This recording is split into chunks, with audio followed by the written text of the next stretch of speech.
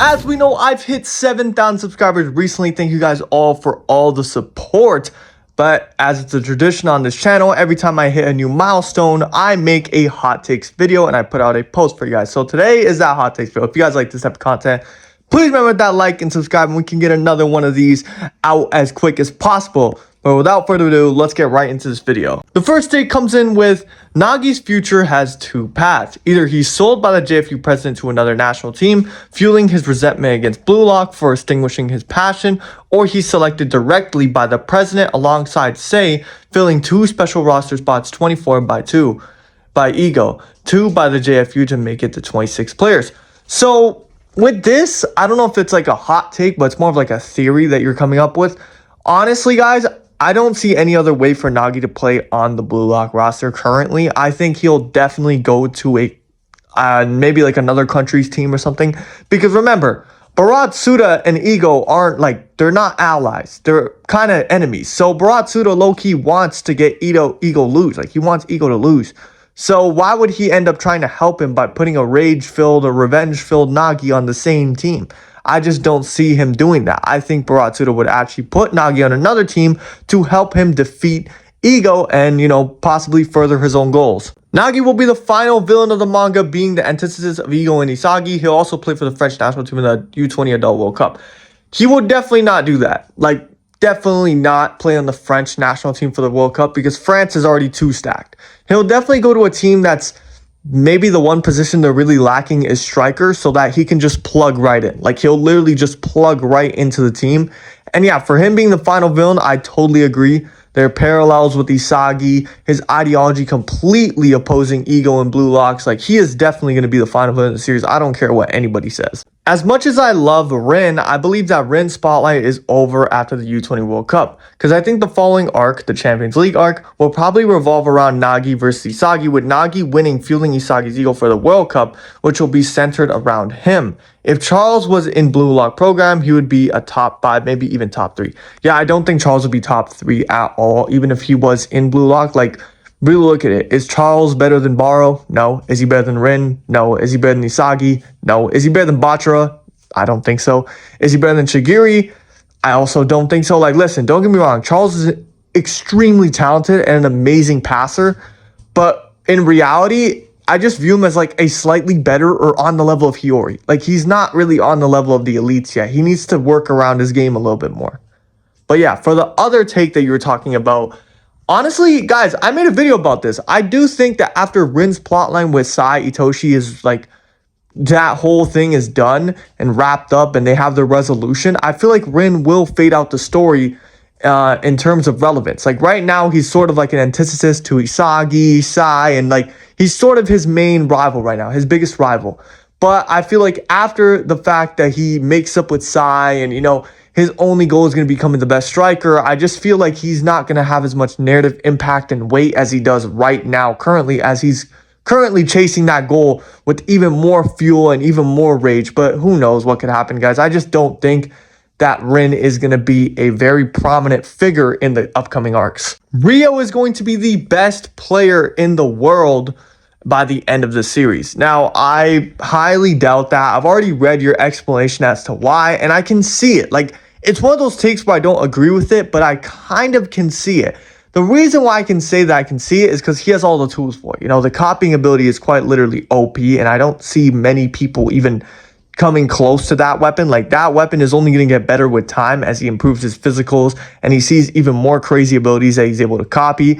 But I just don't feel like Rio has the narrative weight to become the best player in the world. He'll be one of them, but he won't be the best, because you have to remember, guys, there's so many characters I think that are more important, more focused on than Rio. Like, not in terms of a writing standpoint, like character development, dynamics and stuff. I'm just talking about in terms of rivals to Isagi. Like, Rio doesn't even rival Isagi at all right now. So, Noah and Snuffy at least had a little bit of rivalry going on. You know, best striker versus best player, but I'm not getting that same vibe from Rio and Isagi, if you know what I mean. Ego needs to face some kind of opposition in terms of individualistic philosophy, and Nagi is the perfect candidate Having already represented the danger of over-reliance on another person, it'd be cool to see him go to another national team, probably by dual citizenship thanks to the mysterious parents, and foil ego with a coach who brings out the best in him, which teamwork, like Guardiola type.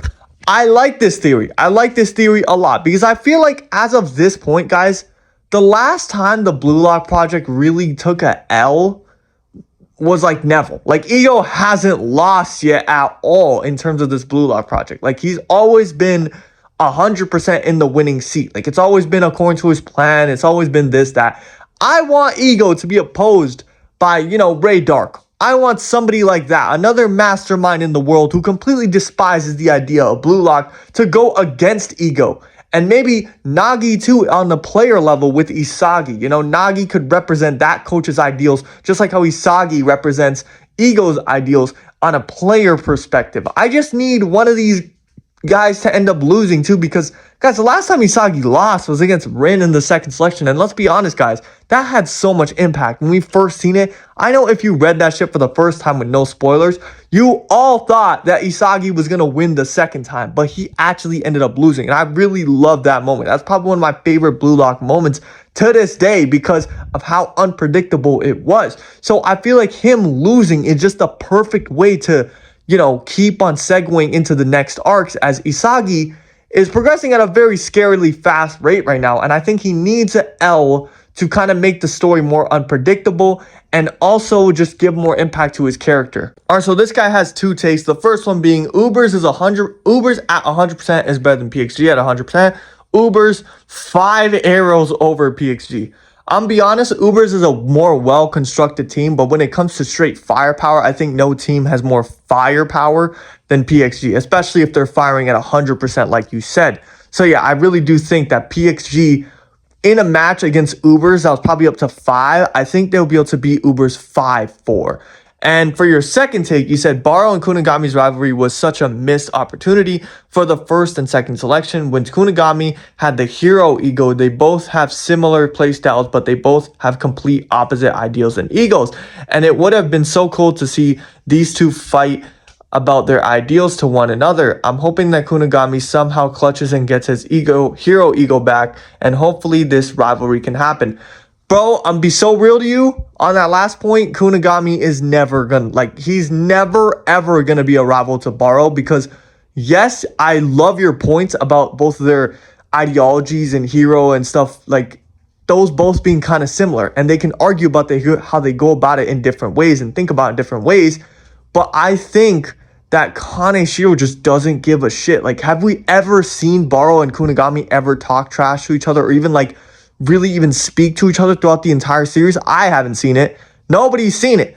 So I feel like Kaneshiro himself, even though you're making these great points about their parallels with the characters and how they both kind of think similarly, guys, I just don't think that Kaneshiro himself even cares about this rivalry. He's more focused on this Shido versus Kunigami rivalry, which I'm not gonna lie, he heavily, and I mean heavily, disappointed me on. Nagi shouldn't come back in the U20 World Cup. Coming from a Nagi fan, it would feel too rushed, and Ego stated Nagi would not play for Japan, so unless his parents are from a different country or he was born somewhere else, which was never stated, he should come back after the World Cup. Also, it was the right decision for him to be kicked out because it really challenges his ego, so coming back in 50 days as a completely different player seems unrealistic. He needs time to show, and being eliminated has consequences.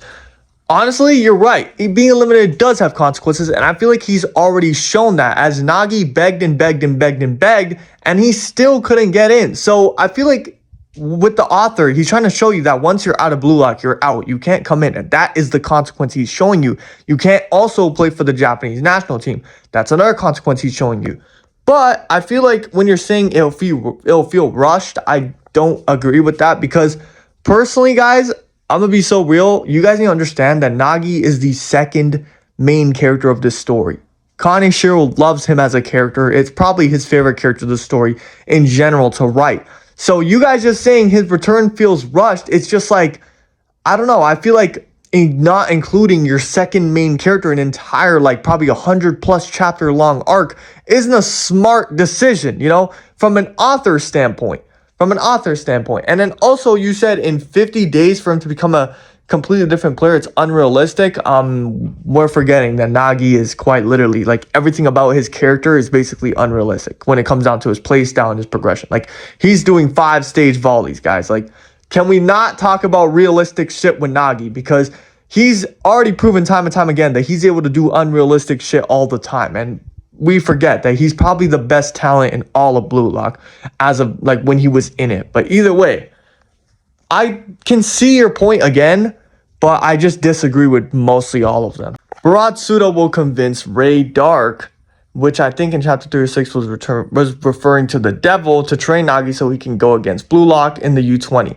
If he wins, he will get Ego fired. Love your videos, by the way. Thank you, and love you for all the support. And yeah, I totally agree with this. Getting Ray Dark and Ego a rivalry, like, with their conflicting mindsets and, you know, what's philosophies, is going to be so sick, guys. We haven't seen, like I said earlier, we haven't seen a single character that's like a mentor type, really like oppose Ego and really enforce on Ego. Ego needs to get more like exposure. I feel like we've gone almost 300 chapters, or well, yeah, 300 chapters into the story, and we still haven't gotten any information on Ego, basically. We just have a whole bunch of his ideas, and he kind of still seems like this invincible guy that knows everything and knows what to do. So I really would feel like it would be the perfect time to introduce a proper rivalry to Ego in the form of Ray Dark or in the form of another coach who has the complete opposite philosophy, and maybe they might have some past together too. I feel like that would be so freaking sick. And yeah, and for the Nagi thing coming back, I think he'll definitely come back in this U20 World Cup, but I do not know how, which we'll probably find out in the next chapter. It seems like all these takes are involving Nagi, because there's another Nagi one that says, Nagi deserves to get kicked out. It's better for the story to have major characters be removed as opposed to only removing fodder. It will help Rio's character now that he's no longer going to be babysitting him. And finally, it opens the door to interesting stories in the future. I totally understand you. I love the fact that you brought up that, you know, we need to remove important characters rather than fodder characters. And I think Kaneshiro accomplished that while still being able to keep Nagi in the story. Now, remember, it's always been established that once a guy gets removed from Blue Lock, their career is basically over. At least from Blue Lock. Like, they can never get back in Blue Lock. They can never play for the Japanese national team. But they never ever stated that you can't go overseas or go play for another national team. You know, they never stated that you can't go play for a club after you get eliminated from Blue Lock. So I feel like that was left vague on purpose so that Kaneshiro could pull something like this. But yeah, I totally understand you, and, you know, on them removing important characters just makes the stakes feel more like real, like they did in the first selection, where, you know, you've seen those characters just getting removed and you're like, damn, like this Blue Lock shit is real. And I kind of feel you on that, but at the same time, I'm a little biased because Nagi is my favorite character and I just love to have him in the story. So I just wouldn't want to see him get eliminated anyways. But yeah, man, that'll do it for this video. Hope you guys enjoyed this video. Please remember to like and subscribe. We will definitely be getting another one of these videos once I hit 8,000 subscribers. Remember, guys, the goal this year is to hit 10,000 subscribers by the end of this year. So please, please hit that subscribe button. Tell your friends to hit that subscribe button. Share this video to anybody you know. Thank you for all the support on my videos lately. Hope you guys all have a great day. Bye-bye.